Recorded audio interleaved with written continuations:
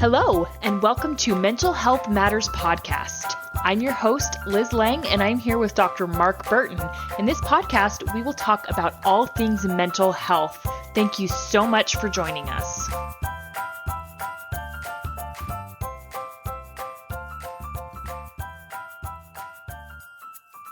Hey guys, Liz Lang here with Dr. Mark Burton, and this week we are going to get into holiday survival.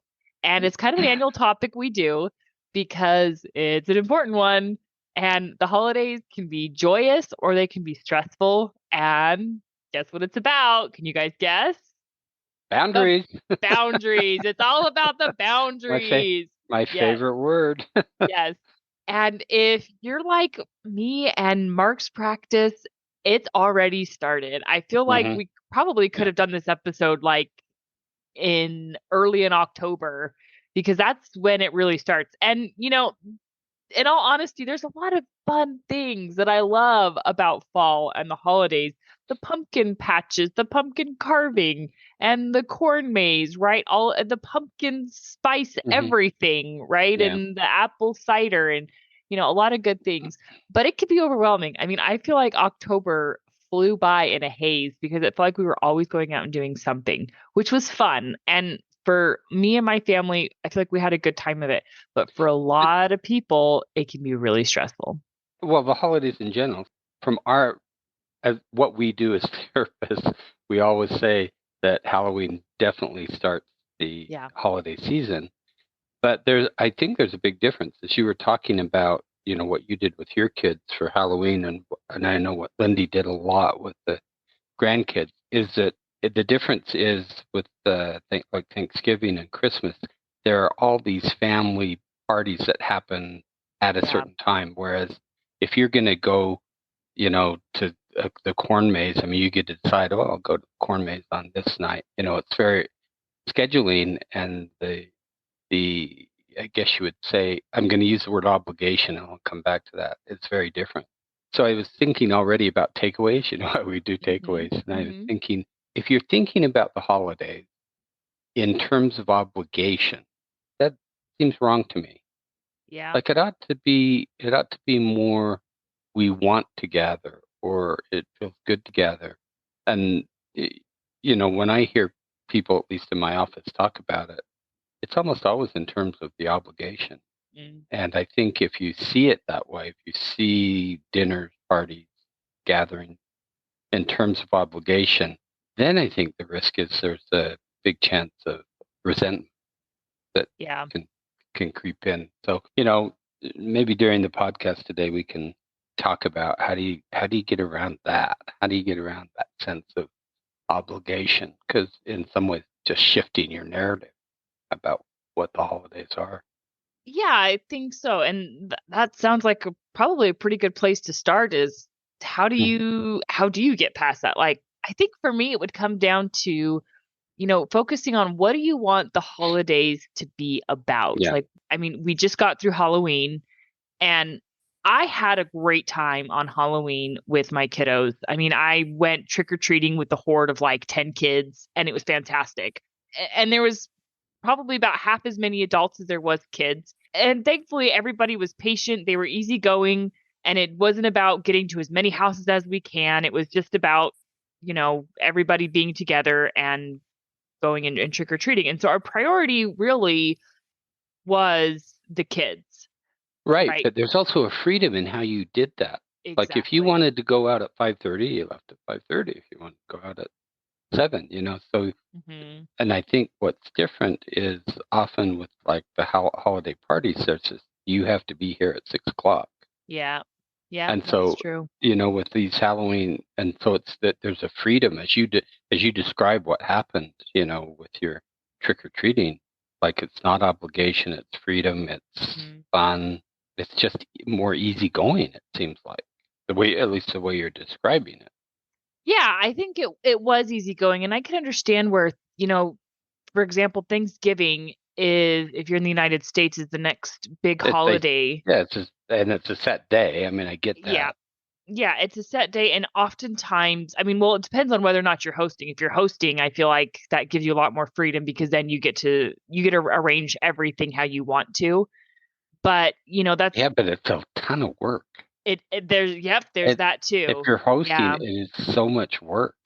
Yeah. Yeah, it really is. And so, I mean, I think what it comes down to is you have to decide what do you want your priority to be, Yeah. and what do you want it to be about. So I guess, just pick your priorities. So is it about the food? Is it about the family? Is it about, the gathering? Is it about traditions? So I mean, just decide what do the holidays mean for you. And I don't know that it's necessarily a good idea to just say, well, I can't stand going to Thanksgiving dinner at so and so's house that we have to do, and I feel obliged to do that. I don't know that it's necessarily helpful to just say, because that's not what the holidays are about, I'm just not going to do it. Well, Um, why not? I mean, let's explore that. well, See, that's I guess the, I mean, I think it depends on what's going on, like why you hate it, right? I suppose it's just that I think what people don't do is they don't make a conscious choice about what they want or who they want to be with. And so Right. often, like, let's just take that example. Let's say, there are some family members that it's really hard for you to be around for whatever reason. It doesn't matter what it is. Then why should you take that day or that event Hmm. with your family and make it negative for you? Yeah. When you could just say, you know what, this year we're going to go do something else. We'll, we'll have our own go away. I mean, we did that years ago.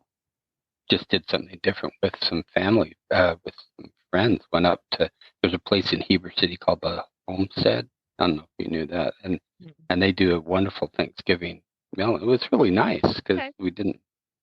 So there are alternatives. Yeah. This goes back to the thing I was thinking about as far as obligation. Do Hmm. you feel obligated to go to that family dinner where Uncle John and Aunt Mary are going to be there and you really don't want to be there with them? Yeah. Like it's really hard for you. So I'm just throwing out the idea. And this is me. I think we have more options. And I think it's okay to say, you know what? No, we're not going to do that because it's too hard. I think that's okay. I'm curious what you think. I agree. I think that is okay. I think where it gets more complicated is if you are in a relationship with someone, right? Oh, well, and you don't feel the same way about it? Yeah. Yeah. If Oh, you both okay. That like if yeah, if that that's it gets more, absolutely true. You're yeah, I right. mean, because like if you and your spouse can't stand this aunt and uncle that are just that say horrible things, then yeah, don't go. Why would you Right. go? Okay. Or if you have that awkward uncle who gets drunk every year and does something crazy and not, Uh-huh. whatever the reason, yeah, sure, don't go. But it's a little harder when your spouse is like, or your partner is like, but my other family members that I love spending Thanksgiving with are going to be there. Then it gets a little more complicated. It is. You're right. You're absolutely right. And I think it is complicated, but I think having the conversation and Yeah. also, I mean, if we're going to talk about it in terms of like a marriage relationship, I think often we do things Yeah. for the other person that we, you know, wouldn't necessarily do on our own. I mean, that's the gift. I think that's the gift we give to the other person, and it's Hmm. also, I think it's part of being married. And there's Um, there's other boundaries that you can set that can help with that, right? So you can mhm. say, we're only going to go for a set amount of time. Yeah, And right. and I think it's also important to acknowledge to your partner that doesn't want to go for whatever reason. And it can be maybe they don't like your parents, whatever the reason, or they just don't like the food, or they don't like comments that people make. You Right, say, I understand that you're making this sacrifice and you're doing this for me. I appreciate this.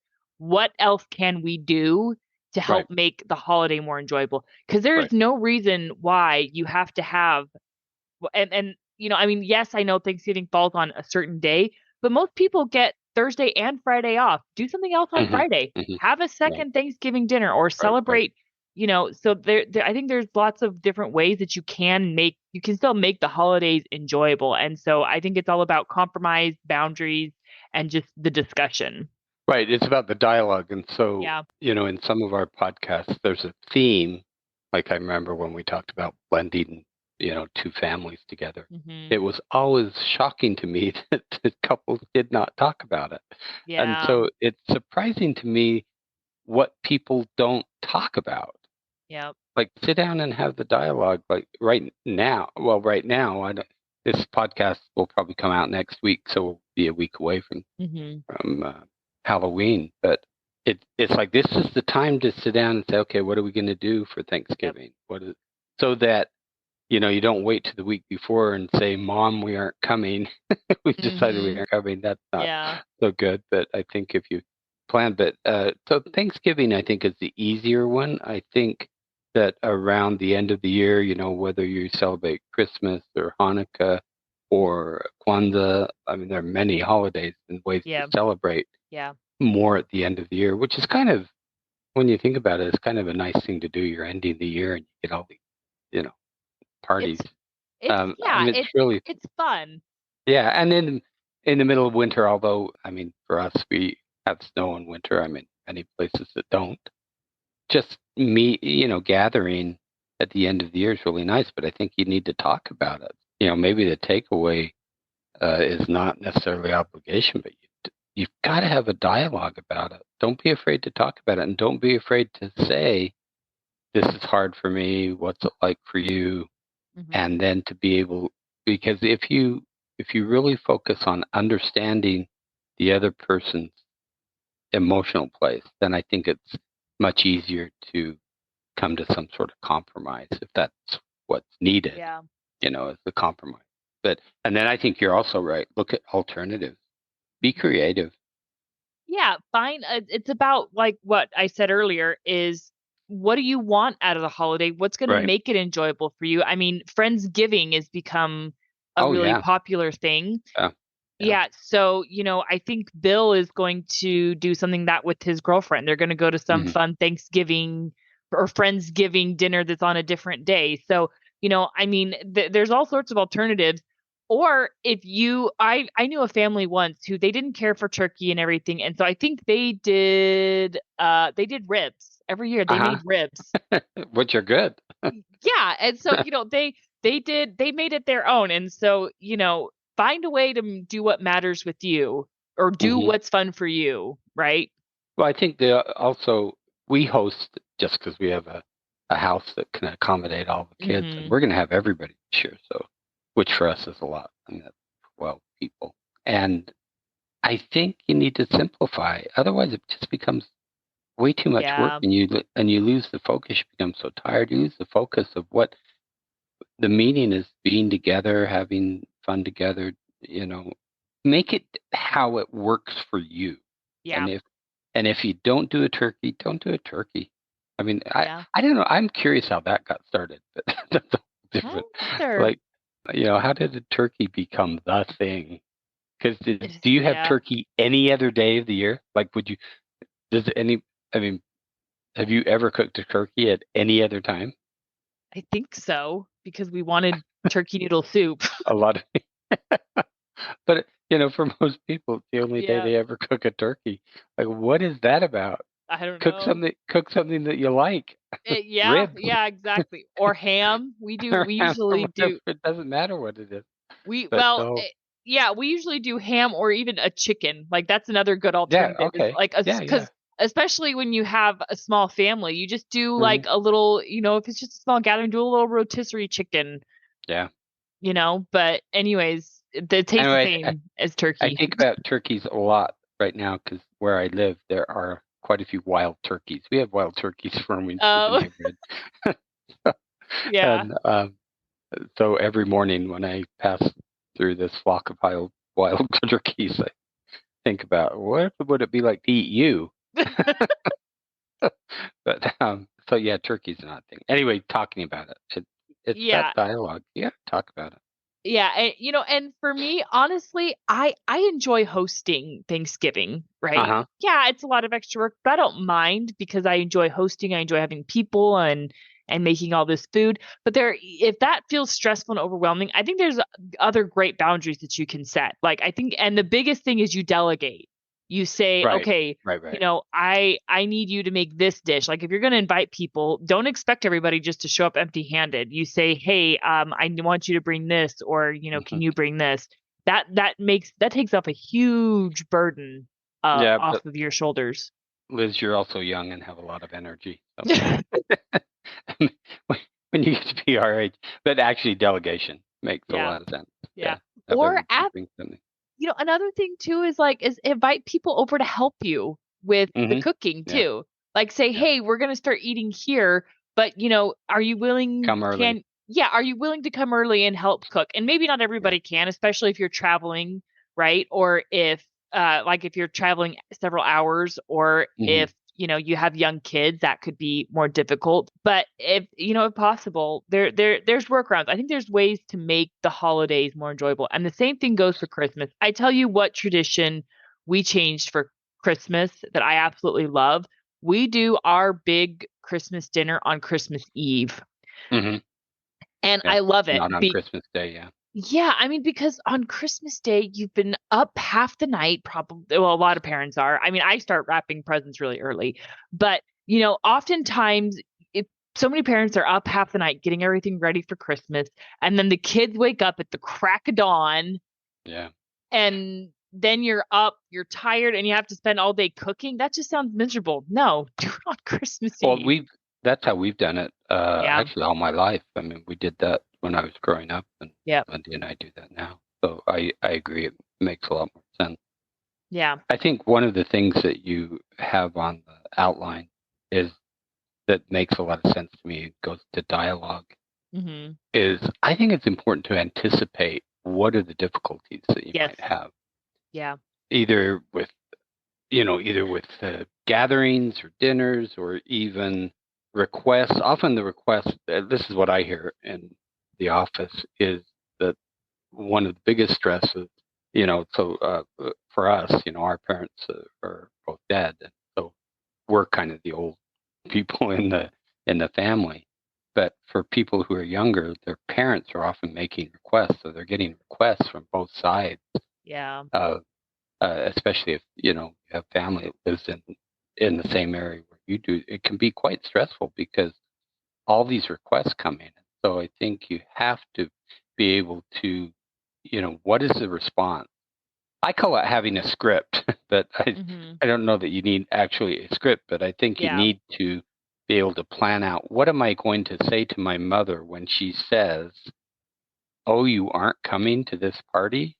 And yeah. so it goes back. Is someone going to try and guilt you Hmm. into coming to an activity that you don't want to do? And then what is your response? Yeah. So I think having your response ready is going to be helpful too.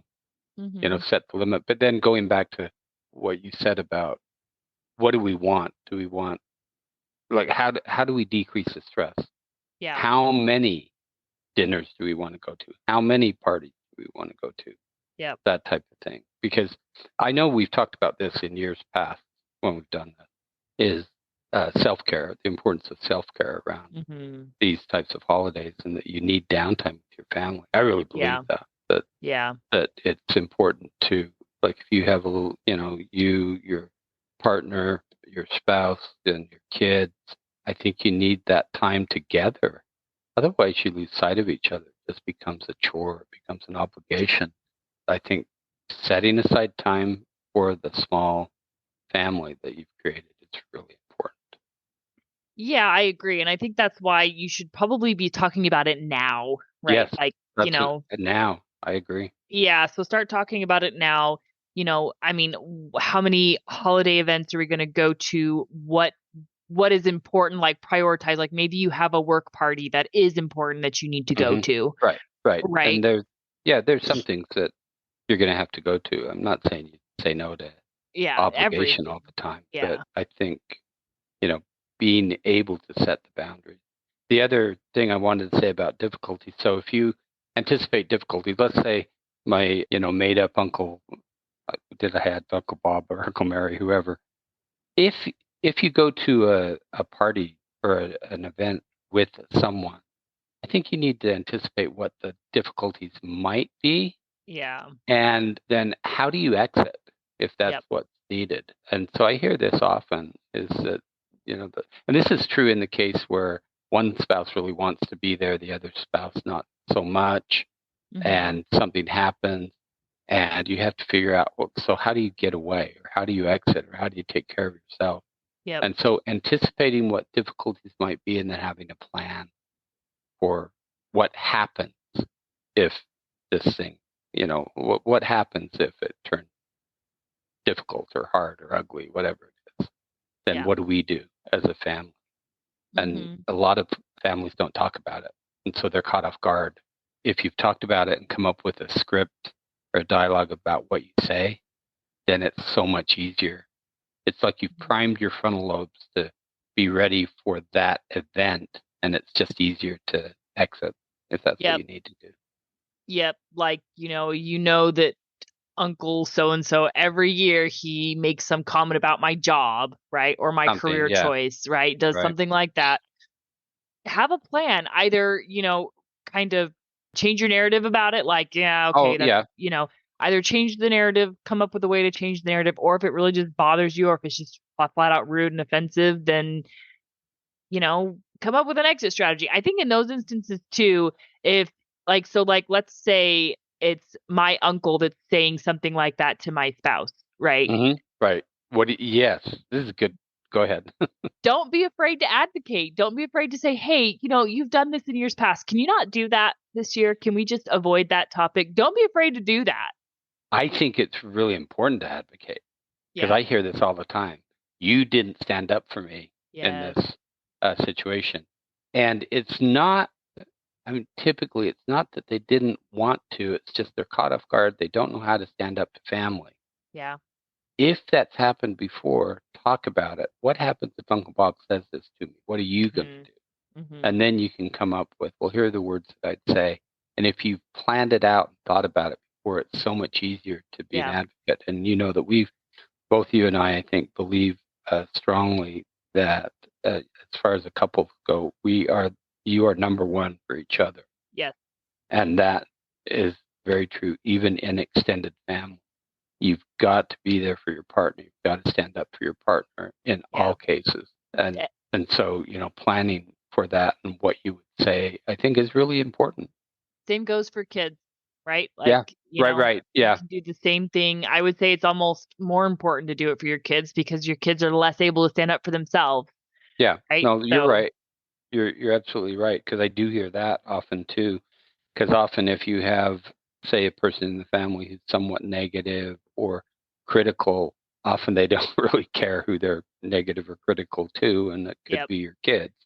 And so I think that, if you're going to attend a party where that's the risk, then figure out what you're going to say to stop it. Because often, and then if it doesn't stop, because you may set the boundary, you may say, please don't do that, or, don't talk to my child that way. And the person may not care. Yep. And then you go to the next step, which is, okay, what's our exit strategy? Yeah. Yeah. And here's another good boundary that I think we should talk about: consumption. Oh. How much consumption of everything? Of everything. Oh, I think that's my biggest struggle with the holidays, is all of the sweets. Oh, yes.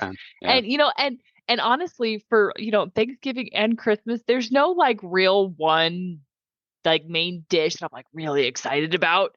But man, do I love pie and dessert. Pies? What's your favorite pie? Oh, apple pie. Bob Evans. Apple pie.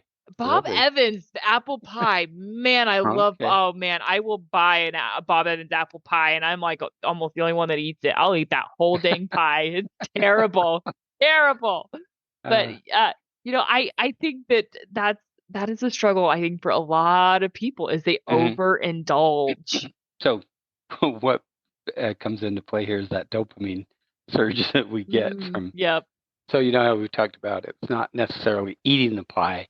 It's the anticipation of the pie. So as you're talking about it, our listeners can't see you. I can see you. And you're really excited about this apple pie. Yes. Apple so pie. Yeah.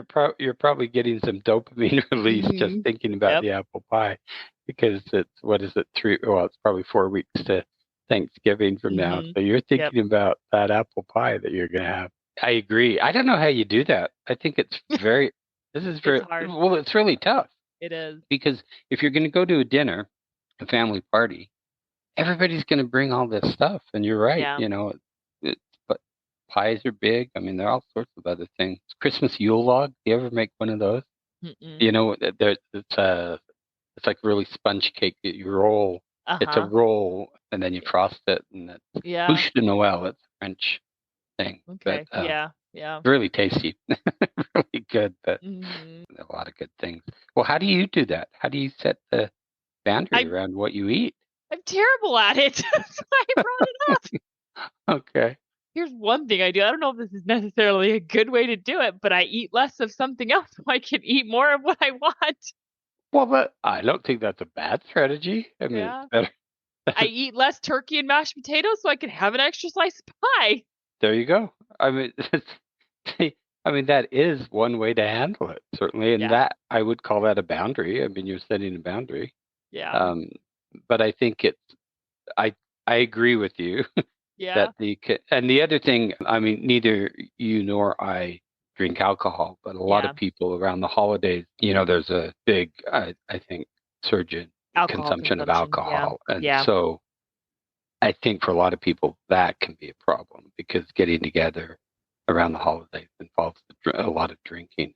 So I don't know how you do it except the consumption. But I agree you need to talk about it. Yeah. But I think I think at least going into it having a plan, right? So I yeah, mean, like thinking about it beforehand, saying, okay, how I'm going to have X amount of drinks and then I'm going to stop, or I'm going to have X amount of sweets and then yeah, I'm going and to then I'm stop. going to stop. Yeah, Yeah. And be kind to yourself when you fall short, because we right. all And do. I think But that's the only thing you can do is to yeah, have that expectation, yeah, and then be kind because yeah, yeah.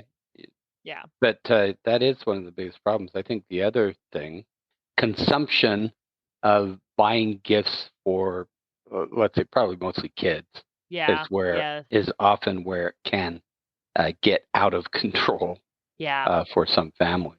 I mean, especially if you have the means to do it, then it can get out Hmm. of control. But I think that's not good for kids to Yeah, to have so much at Christmas. I think that it's much better for me, if I had to choose, I'd say one or two things. right. And a lot of people don't think that's great for kids, but I don't think it's good for them, personally. Well, and yeah, Curtis and I have been talking about this too because we have so many toys in our house and they Hmm. don't get played with, and we're just sick of buying toys. So we had the idea of experience. Oh, We're gonna buy an good experience, idea. like, yeah. So I mean that is, and not that you don't have no toys, right? Because the kids Yeah. they're excited for the toys. They want the toys, right? But yeah, buying an experience, right? So the Children's Museum of Indianapolis is big around here. So we're planning to do a membership for Hmm. that. And it's a bring a friend too, right? So like we are Hmm. able to bring two friends for free. And so that's going to be a lot of fun. And I think uh, that's a really great option. As yeah. even as kids get older, that's what we do really with our adult kids now. But it's giving experiences. Yeah, because Yeah. then the gift lasts all year long. Like if you're getting Yep. a membership to some place and you're going multiple times, I mean, you're creating memories come from the experience. I mean, Hmm. it's not like when they're 30, they probably are not going to remember whatever Star Wars toy you bought for them, Yep. but they will likely remember going to the museum with their friends and their parents. And you could also, another great gift too is like a one-time experience. So our oldest, we let her start wearing makeup this Hmm. year. And so for Oh, how Christmas, old is she? she's 11, but she's going Aren't you into, brave? I know she's, well, we did it tactfully. Okay. Uh So huh. Uh huh. because she's starting young women's, she's Okay. about to turn 12. She turns 12 Uh, this month. Anyways, and so okay. she's starting Young Women's in January. And so for Christmas, we bought her like a makeup bag, and Uh then huh. we had like I think we put a gift card in it and an experience. So, we're gonna Uh go huh. have a Uh huh. girls' night. And Ah. so we're gonna have a girls' night. You're gonna be able to go buy some makeup, and we're gonna teach you how to use it and all of these things. And we'll do dinner. Those are also great experiences that make for a Mhm. great Mhm. Christmas gift, Mhm. right? Yeah. Yeah. And then you can Yeah. really tailor it to your kids. I think for my other daughter, we did dinner. Like I said, okay, hey, for Christmas, or one of your Christmas gifts is an experience. You get to go have dinner Yeah. with just mommy, right? Yeah. Hmm. And my kids, they loved it. They thought it was Yeah. great. No, that's a great idea. Yeah, I Yeah. think experiences are much better than things. I think our Yeah. culture is really focused too much on things, and it's a value that I think we should try and teach our children to value the experience and not the thing. Hmm. So I agree Yeah. with you. Yeah. Okay, so in closing, one final boundary that I want to discuss is if it's your first holiday season after the Mm, passing of a loved one. that's really hard. Yeah. It is. And unfortunately, it's something that a lot of people go through. And any loved one, maybe it's the first holiday, since mom or dad passed away or a Yeah. spouse passed away, right? So, I mean, how you handle that. And I think, and in those instances, my opinion is you get to say no to as much as you want because Hmm. you're grieving and that's hard. Hmm. And so hopefully those around you will just be respectful and understanding of, hey, this is hard for you. If that's how you cope with loss, is just, you just need time to yourself, that's fine. Right. Do keep an eye on that person if they're isolating too much, right? Like Hmm. watch for signs of depression. Yes, I agree with that. It can be sadness. I mean, I Yeah. think we talked about depression with in regards to sadness around loss, but I also think, and this is just personal for me, I think it's a mistake not to acknowledge Yeah. that person who has died. But let's say it's an older couple and the grandfather dies, and so I think talking to the grandmother, what would have meaning for you, and Yeah. and maybe they would say, oh, nothing. I think that's kind of a mistake, though. I'd probably try and help them to move away from that, because in the moment saying, oh, I don't want to talk about it at all. I think what happens is that they just internalize, they're internalizing that grief. And I really think Hmm. that with a family around the holidays, if you put the grief out there, that it's much easier to experience. And because you have a lot of people there Yeah. supporting, as opposed to, as you said, isolating on your own, grieving on your own. I don't know that that's ever a good idea. Yeah. Personally, I think that it's better to. And so, does that make it hard for the rest of the family? Of course, Hmm. it does. But that's part of what we do in For families, is family. you Yeah. support each other. And so, it's important to realize it's not always going to be that way. But you're right. The first time that it The happens, hardest. the first Christmas or the first Thanksgiving, can be very difficult. So again, talk about it. And maybe both the parents and you have adult children. I think getting together with all the adult children and saying, okay, what should we do? Hmm. What's the feeling among the adult children that we should do to acknowledge this? And I think acknowledging it in some way is important. Ignoring it, I think, is a mistake. Yeah. And it can even be something as simple as, maybe everybody's gathered around getting ready to eat a meal and you just say, I just want to mention so and so Hmm. who's not with us this year. And just I, and yeah, and take a moment to acknowledge that that's sad and we miss them. And I'm thinking maybe if it is grandma or grandpa that passed away, how wonderful would it be for everybody to share a memory? Tell mhm. me something that you love that you miss. And are there And going to so, be tears? Probably, but I mean yeah, that's a good thing. that's That's okay. healing. Yeah. Yeah, yeah, Yeah, that's not a bad thing, but I agree with you that, it doesn't have to be a big thing. I mean, yeah, it might just be a very brief mention of it, yeah. but at least it takes what probably everyone is thinking about, Hmm. and someone says it and puts it out there. That's the important thing, I Yeah, think, yeah. is to get it out there. Don't have it be hidden, because sometimes, people may experience, oh, I can't say anything about, the person who died because I don't know if that's appropriate or whatever. But you talk about it, get it out there. I think Hmm. is more important. So it can be brief. You're right. Yeah. And I think as long as you're respectful about it and you're Yeah. kind, Yeah. that's going to go a long way. Yeah. Okay. Final takeaways. Well, I said I don't know that we talked about obligation very well. I just think Mhm. we had to change Yeah. the narrative. It's just I think that the risk, if you think of things in terms of obligation, then you're going to be resentful. And that's going to change the way you feel about the holidays. Yeah. So one way to change that is, I think there are a couple ways to change the obligation feeling. One is to change your narrative and change it to, I want to go to this, or I want to be. See, words have meaning. If you're stuck on, we have to go to this dinner, that feels like an obligation. If you shift it and really feel like, well, I really want to be with my siblings at this dinner, then it changes it from an obligation to you want. But also the other thing, I think it's okay to say no to family. Yep. I think it's maybe important sometimes to say no to family. So for Yeah. me, that's the takeaway. Well, and the dialogue. Talk about it. Talk about it now. Yeah, and I think for me the big takeaway is find what has meaning to you. So like, you know, because I mean we all have obligations. You can't get out of every obligation. So you know, part of changing that narrative could be, all right, I'm going to do this one thing that I'm obligated to, but in turn I get to do something else that I really enjoy. Right. That's good. That's a good way.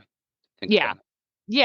Prioritize what matters to you. Make the holidays mean something to you. It doesn't have to be what it means to mom. The holidays don't have to be about what it means to mom. The holidays can be about what it means to you. Right. Okay. Happy holidays, everyone. Happy holidays. Yeah. I'm excited. So yeah, I'm really excited. Last year of the holidays, well, Christmas in my family. That was hard for you. It was. You were in the hospital for 3 or 4 times? Well, that's when it started. Well, so I mean, usually I'm pretty good at planning out the holidays and I get things started early, but I was really busy with school. And so I was like, okay, I got to get through my semester and then I can shift into holiday mode and getting everything ready for Christmas. Yeah. And then we went to the hospital. Yeah. We were there until I think we were there till like December 21st or 22nd. Yeah. And what you put on the outline is, what's your plan for unanticipated difficulties? And so, you know, I don't know that you can plan for something like that. So, I mean, that is totally unanticipated. It really was. Yeah. And, you know, last year I was relieved when it was over. And I've never felt that, right? Like, but I was like, man, I'm just ready for this to be done. And again, it was just because, I mean, we got stuck in the hospital for 3 or 4 days before Christmas. And, you know, and so that just made it stressful. But, you know, I mean, so I'm excited for this year because we're in a much better place medically and it's going to be a lot of fun. But sometimes you need to change your expectations on that too. Yeah. And so, and that's okay. Okay. Yeah. So next week we are going to start talking about ADHD. So this seems to be kind of a hotbed topic right now. I feel like I'm hearing everyone say, oh yeah, I have ADHD. So we're going to talk about it from 2 different places. So we're going to start with relationships. That's what we're going to do, is how you can cope with ADHD in a relationship. So that will be a good one, and we will see you all next week. Have a question for Dr. Burton? How about a topic you'd like us to cover? Send us an email at mentalhealthpod21@gmail.com. This podcast was produced and edited by Liz Lang. Music is by Audio Lounge.